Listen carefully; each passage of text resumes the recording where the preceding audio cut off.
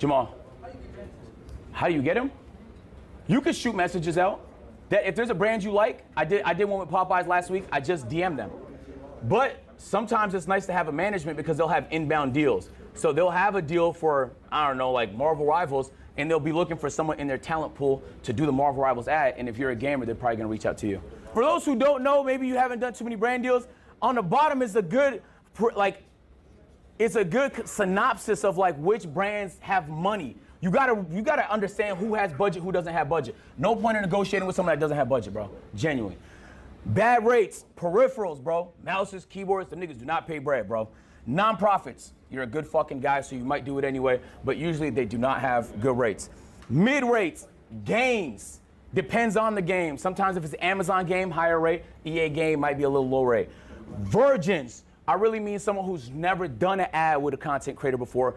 They're a little unfamiliar with the space, therefore it might be a little bit hit or miss. And good rates is legacy brands. If you can go on Walmart, Target and find it, if it's a brand that has like billions of dollars worth of value, chances are they have huge budgets and they may be allocating that to content creators. And events, honestly, events is crack because it's fun, one, it's an experience, two, it's good content to stream, three, and they be coming in with $1 million budget, they have to spend it. So they might as well spend it on you. So events is where I've been having the most fun doing recently. Anytime I get invited out to some shit, like negotiate a very high rate, especially if I don't have to fly and leave Atlanta, very, very convenient. So if you can start to build a portfolio of events, when the next brand hits you up, you can say, look at this thing I did with this brand over here, it did so well. You feel me? And so this is essential. You start to build a rapport with different brands. And just so you know, it's only a handful of people that hold all the money. So if you put a good impression on one, all of them are gonna start fucking with you. If you're a smaller streamer, you may be on a 50-50. There's a way to get it 70-30. I don't know how it is because I got it a long time ago. I think the rules might have changed. Reach out to Twitch or whichever, if you're on Twitch at least, reach out to Twitch, bro. You're gonna want that 70-30 as soon as you can. As far as I know, there's no way to get above that anymore. There was back in the day, not anymore. All right, I'm actually gonna give you all an example, chat. Don't be weird. I'm gonna give you all an example of a rough month I had where I lost a lot of money and then a good month I had where I made a lot of money, just to give you an idea of what my pockets look like so you could better watch other people's pockets. So this was a rough month for me, January, in terms of revenue.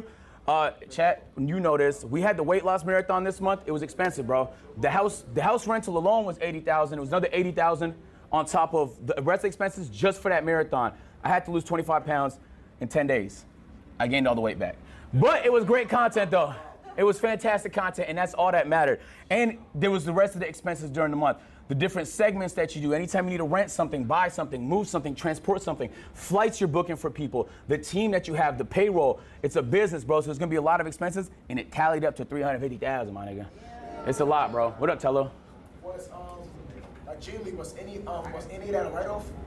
All of it is write-off. Every business expense is write-off. This whole thing, yeah. My personal expense is not in this because that would be personal revenue split. Yeah, so there's a business, you know, agency, and then there's me, personally. So I'm showing you guys this to also like give you confidence that like, it's okay to spend money on idea, even if you think it's not gonna make money. January has notoriously bad ads. And we didn't anticipate it was gonna be that bad. If we do this in December, the weight loss marathon would have been very profitable. It was horrible, like it was like 1/3 of what I would have made. Like, companies don't pay for a lot of ads in the Q1. January, February, March. So what you want to do is, so it's like you're still going to make content. You're not going to not make content in those months. But I didn't realize how big of a difference it was going to be. And at the time, I think some niggas pull ads from Twitch. It was just a bad time for ads. And so I lost maybe like $100,000 on that. And I wasn't able to make the money back in the rest of the month, which is okay because I was happy with the content, though. That's what I'm saying. That's the whole point of today's lesson is like, yo, whoa, it's cool to lose money as long as you're happy with the content, because there's gonna be other ideas you have that make money that's not that high lift, that's not that high production.